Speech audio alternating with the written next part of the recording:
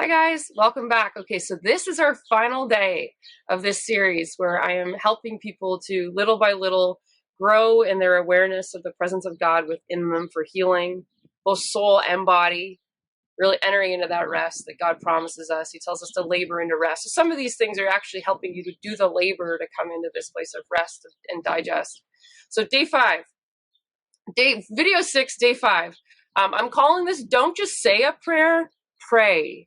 So a lot of people pray from their heads. They don't know how to pray. And prayer is something that we can actually bring our bodies into. It's something that should be coming from our heart and not from our head. So all these other things that we have talked about so far, you can do these things ahead of time to help prepare you for this part. But I would love for you to take a prayer from the Bible that you like. So examples are Psalm 23, Ephesians 1, 16 to 20, Ephesians 3, 14 to 21, and Colossians 1, 9 to 12. There's some wonderful biblical prayers.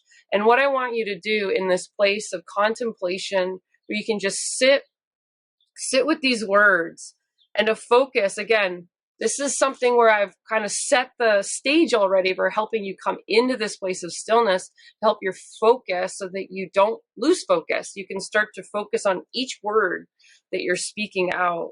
So I'm going to take you to Ephesians 1. I'm not going to do the whole prayer. I'm actually just going to go to verse 18. I think possibly one of my favorite verses in the Bible.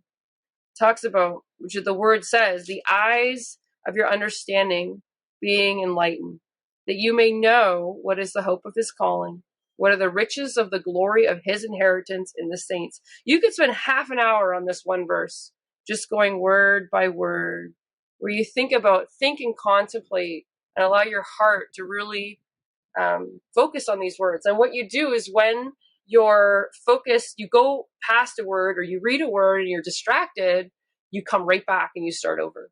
And you're going to read that again, read it out loud. What does this word mean? So the eyes, we see with our eyes. There's vision, right? That comes, illumination of your understanding. What's understanding? It's really to know and start to be able to, if without understanding, a lot of times we can't move forward, right? So it's just starting to understand. They're being enlightened. There's light being brought in, and God is our light. He's the one. He's the source. So you can just start to focus on these things and meditate on these words in a place that's not from your head. You start to embody some of these as you go. And this will just continue to open your heart again to come back and receive truth ultimately, and let it get engrafted in your heart.